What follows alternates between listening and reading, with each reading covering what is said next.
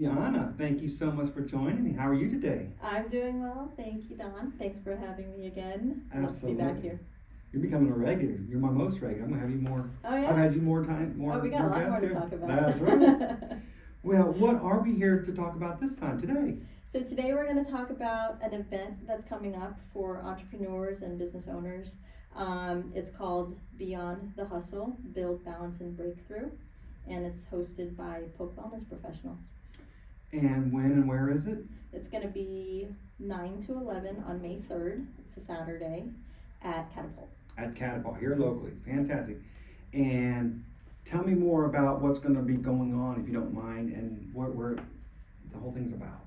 Sure. So we're going to have breakfast sponsored by Nutrition Reset, and then we're going to have 4 speakers, me being one of them, and 3 other amazing speakers talking about different topics that will really be speaking to entrepreneurs and business owners, and really how to, at least for me, how to be able to do it all when there's so much that we want, not just out of our business but out of our lives too. So Absolutely. So the hustle part Mhm. is what you're going to speak about? Yes, they advertised it as redefining hustle culture.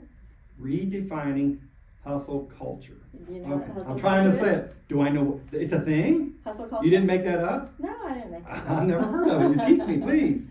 Well, so hustle. There's people that are passionate and motivated. I think a lot of entrepreneurs have that, and if they don't, that's a different thing, and that's what Madeline's there for. That's what Sam is there for in terms of the mindset and limiting beliefs and all of that. But I'm going to be speaking more to the people that are in the early stages, whether they're side hustlers. I'm sure you've heard of that. Yeah. Or people that are trying to make it their, I call it their day hustle. They want to transition from working for someone else to building their own business. So hustle is, the essence of hustle is really doing what it takes to do what you want to do, but you're hustling, right? There's so many hats that we wear. In my case, so many different t-shirts that I wear, and but I'm also, well, first and foremost, I'm a wife and a mom. And so how do you integrate that with being a business owner, whether full-time or even worse, when you have a day job and a side hustle? Yeah, I remember those days. Right? So that's what I'm going to be talking about. I think I've found some practical strategies. I don't think I'm the person to motivate somebody in terms of as a speaker. I'm not a motivational speaker or anything like that. And when I listen to podcasts or go to events where I listen to talks, I'm always trying to get those tips and resources, like the practical ones. Like, okay, what can I do today? What's one thing I can do today to make my life easier and happier, make my business more successful, make me become a better mom and a person in general? And so that's what I'm going to be talking about, is because hustle culture. So like today, when you look at motivational speakers and successful business owners, they're talking about really motivating stuff, and it's like you get so energized. At least I did. I get so energized and I just want to do all the things. And is that practical? Right?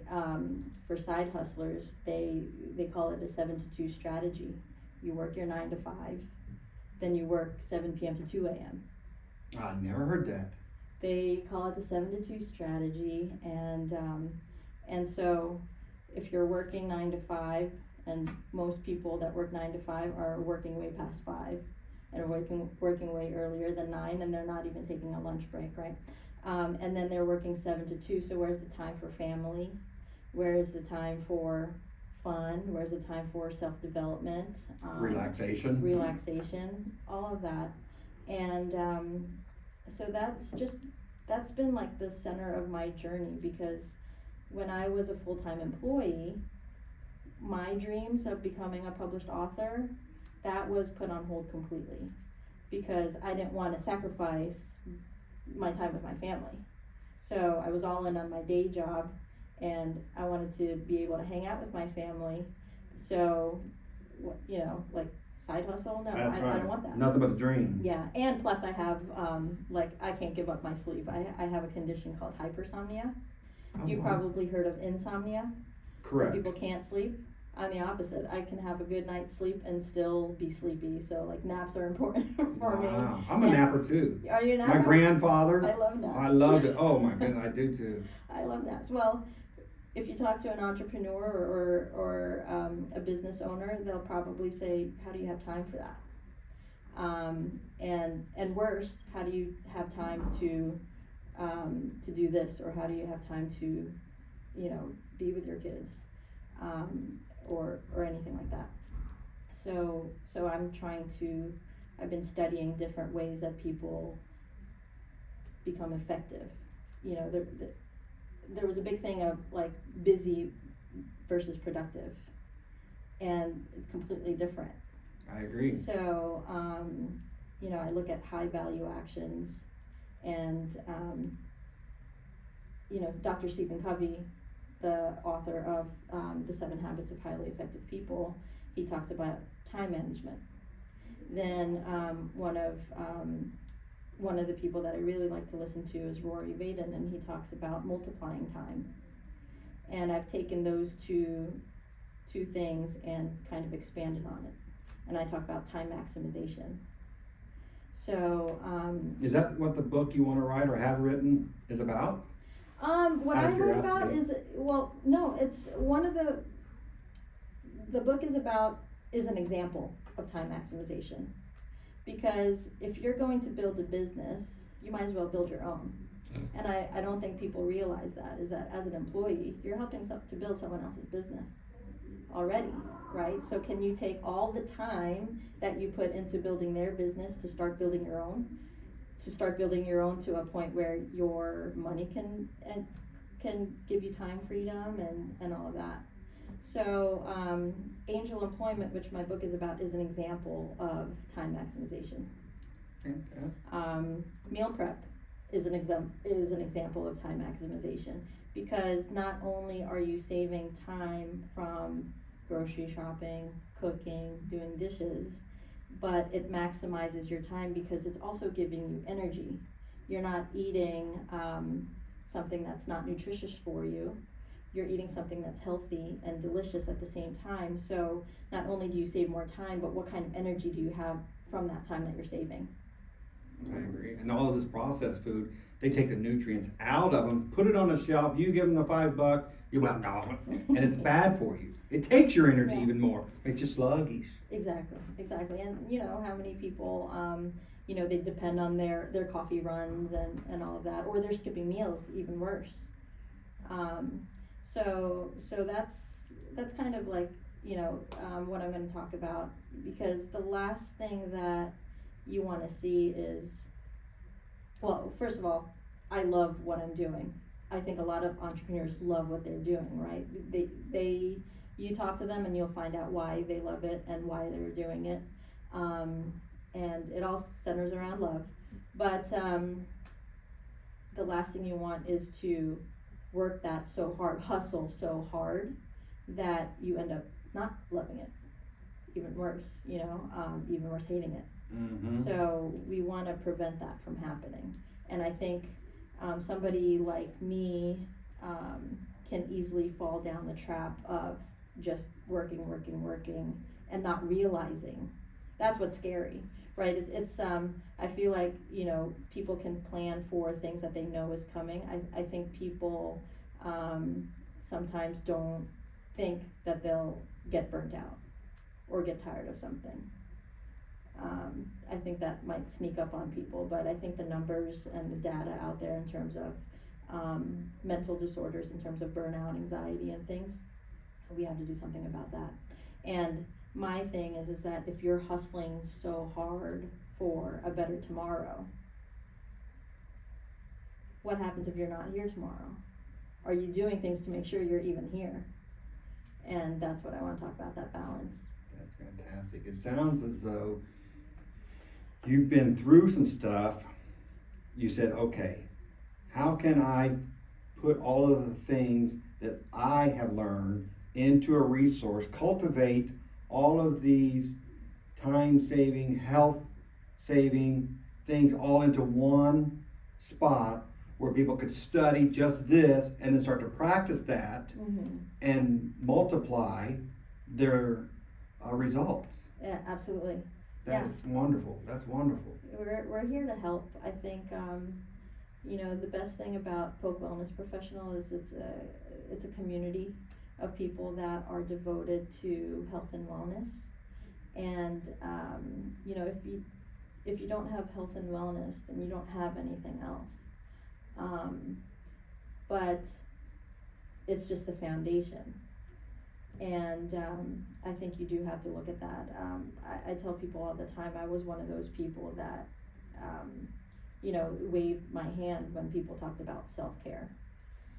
Because you want to do everything and you want to be everything for everybody. And it didn't click for me until they gave that example about, when you're on a plane and they say put the mask on first. And then visually I'm like, oh, okay, you're right, because then, and in my mind, I wouldn't be able to put the mask on to my child. And so when you think about that in the greater sense, then it really clicks, and then you think, okay, maybe I do need to take the time to do the things that keep me healthy. But I am will help you remember, take care of yourself first. I am. That's Yeah. right. That's exactly right. Yeah. So people can get these resources. It's a free event, Mhm. correct? Yeah. It's a catapult. Invite people to come, learn for yourself. Take Yeah. care of yourself. Then you can take care of others. I listen to podcasts, audiobooks, and we read, and we do that so we can learn from other people's mistakes and experiences without having to go through them ourselves. And I think that just collectively gets us, moves us further, Yeah, and helps us evolve and grow. So Yeah. Sometimes people learn on their own the wrong ways that drive you down the wrong road of unhealthiness, of boredom and all that. And then there's some people that decide for themselves and say, I want to learn to be better for myself. mhm. So this is going to be a resource for people who want to learn more for themselves. That little light has gone off and said, okay, it's time to take care of myself. I've been taking care of others forever. This is a nice little plan or a workshop that'll help us take care of ourselves. And then we can take care of It helps others. us take care of ourselves so that we can take care of others. I think I think a lot of us still always are afraid of that because it feels selfish. So when you put in the perspective of you can't take care of others if you don't do that first, then it hits home a little bit I more. agree. I remember my grandfather, my dad's dad, we would go visit them like once a month. And it was only for a few hours. But for some reason it seemed like it was between 10 a.m. and 4 or 2 or 4 or something like that. And every day my grandfather at noon would leave the room and he'd go in the bedroom and he didn't even shut the door. He just left the door wide open. And he lay down on that bed and he called it a cat nap. I'm gonna go take a cat nap for like 15. He knew from 12 to 12:15 was his cat nap. Yeah. And he was a producer. I mean, took care of himself. That's fantastic. And that made an impression on me. Yeah. Well, I mean, it's also taking the time to exercise or taking the time to grow spiritually or just personal development. All of that. I think we want to live a full life in all areas of life. And I don't think you have to pick and choose. We were talking to somebody today who said that he would rather choose a life of stress right? And I don't think you have to compromise. That's how we want to redefine hustle cultures. I don't think you have to sacrifice living and enjoying now just because you're working for a better tomorrow. Yeah. Turn that sacrifice into exponentially. And if you don't mind, you had mentioned earlier about how successful your fuel or power, and you had one or two candidates that did wonderful. If you don't mind sharing that, if you don't mind. So thank you. Yeah, the results were great. We were very happy for them first and foremost, and of course we're proud of them, and thankful for them for taking the challenge first of all, because it wasn't easy. It wasn't an easy channel. I can only imagine. But we wanted, people lost weight and inches, which was great. Like that's a big component because it's also related to a lot of health conditions. So we wanted to make sure that people weren't just losing weight, losing inches. That's why we had Nikki from Lindsay Health take their blood work and do an actual physical. We wanted to make sure that they were getting healthy. Not just visual appearance. Yes. So one of our, a 10-year cardiovascular risk is your risk for a heart attack, stroke, or death in the next 10 years. One of our challengers went from over 50% down to 20. Wow. One of the people, and that's just like data-based results, right, from the labs, but in terms of lifestyle results, somebody who would not go to a meeting because they couldn't find a parking space right in front of the door was able to, one, decide that, you know what, I'm gonna go to this meeting, it doesn't matter how far I park, and I'm gonna walk. Like, it even it increased their mobility, and in turn their ability to get the thing that they needed to do done for their business.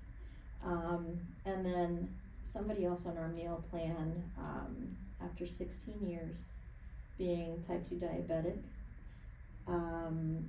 being insulin dependent, and on these shots that everybody's talking about now. I think he was on Ozempic,